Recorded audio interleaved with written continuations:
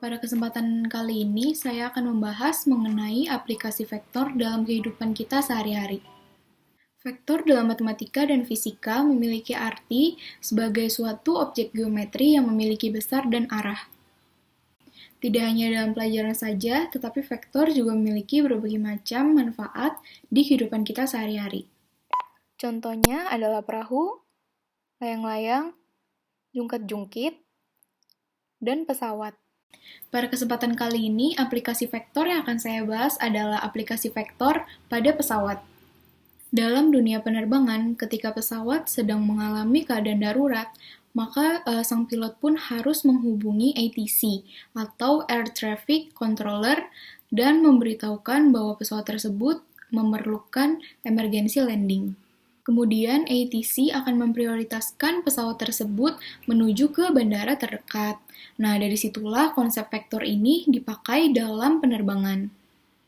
Konsep vektor yang digunakan dalam aplikasi ini adalah vektor satuan atau vektor arah. Misalnya dalam koordinat Cartesius I, J, dan K. Masing-masing menyatakan vektor dengan arah yang sejajar dengan sumbu X, sumbu Y, dan sumbu Z. Dalam penerbangan, khususnya navigasi, vektor berpengaruh sangat besar. Contohnya adalah GPS atau Global Positioning System. Konsep vektor kedua yang digunakan dalam aplikasi ini adalah vektor posisi.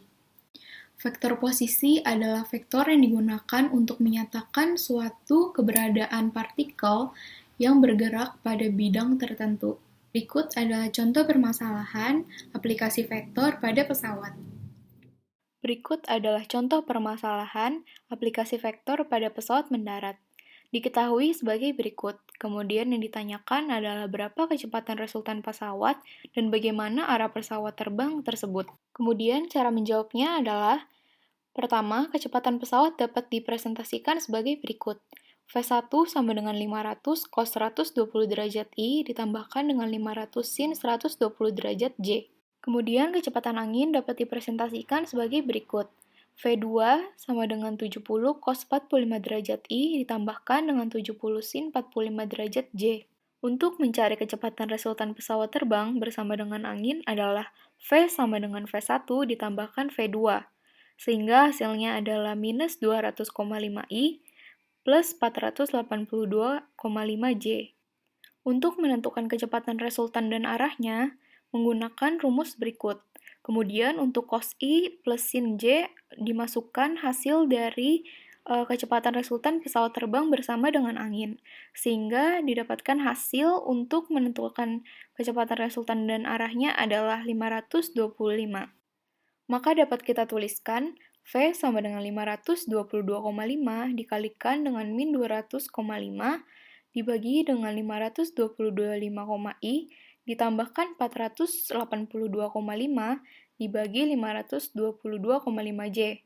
Sehingga didapatkan hasil V sama dengan 522,5 dikalikan cos 112,6 derajat I ditambah sin 112,6 derajat J.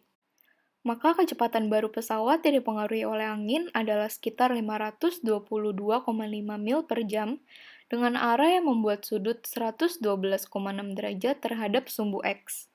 Demikian penyelesaian dari salah satu contoh permasalahan aplikasi vektor di bidang penerbangan.